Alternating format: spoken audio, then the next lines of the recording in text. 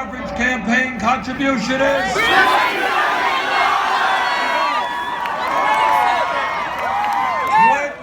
$27 average campaign contribution. And why this is revolutionary is that it shows we can run a winning campaign without being dependent on the big money interests.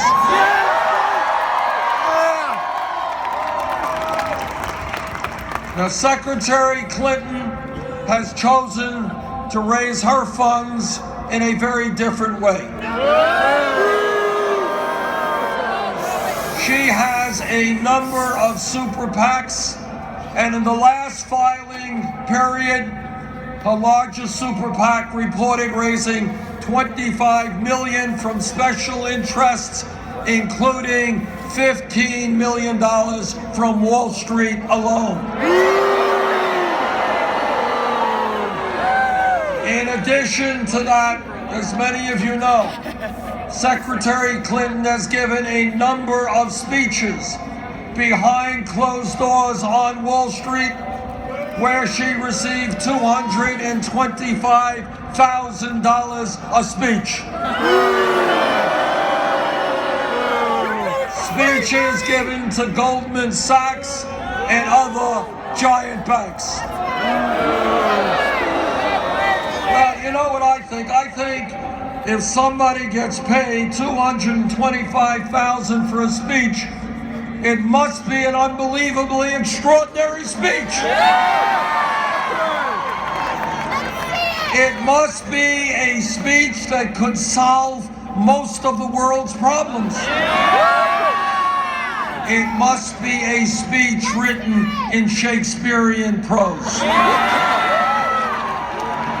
And I kind of think if that $225,000 speech was so extraordinary, she should release the transcripts and share them.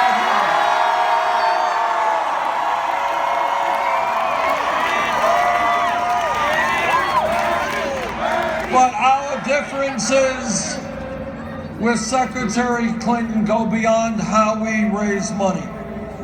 It goes to an issue which the media doesn't cover, but it is an issue of extraordinary consequence for millions of Americans, and that is our disastrous trade policies, which are costing us millions of jobs.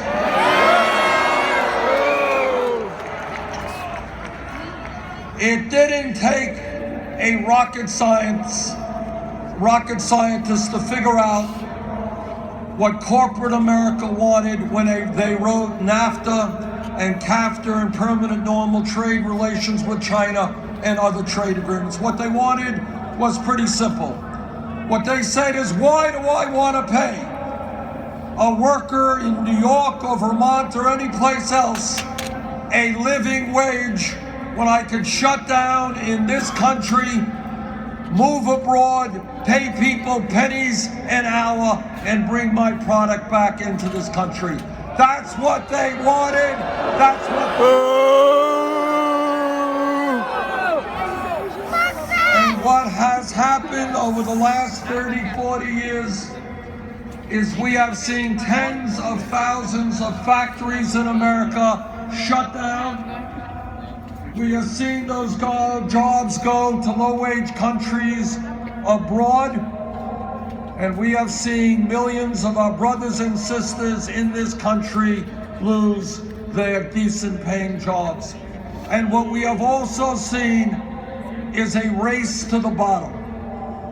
We have seen employers say to workers, if you don't take a pay cut, if you don't take a cut in your health benefits, we're going to move abroad. And the result of that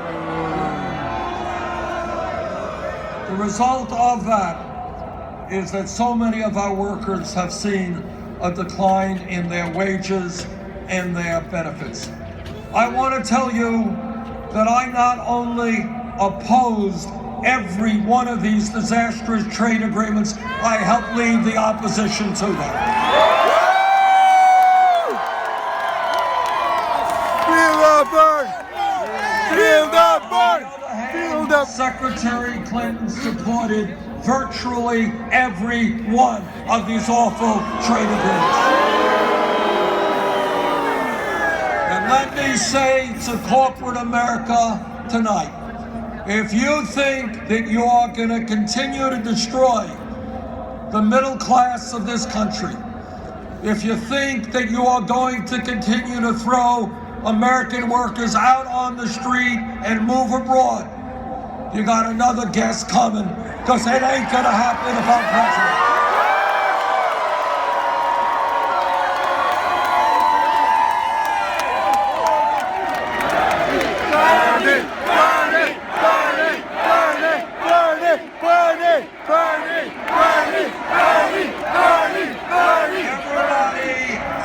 Everybody here knows that one of the most important